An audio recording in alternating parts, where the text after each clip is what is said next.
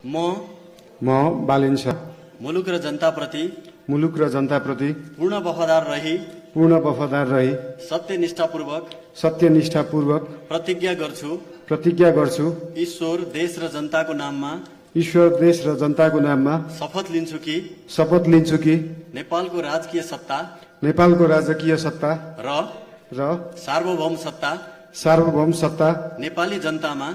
नेपाली जनतामा निहित रहेको नेपालको संविधान प्रति पूर्ण वफादार रहँदै काठमाडौँ जिल्ला काठमाडौँ महानगरपालिकाको नगर कार्यपालिकाको प्रमुख पदको कामकाज प्रचलित कानूनको अधीनमा रही मुलुक र जनताको सोझो चिताई कसैको डर नमानी पक्षपात नगरी पूर्वाग्रह वा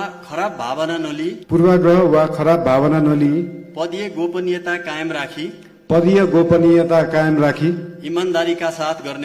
इमानदारीका साथ गर्नेछु। धन्यवाद।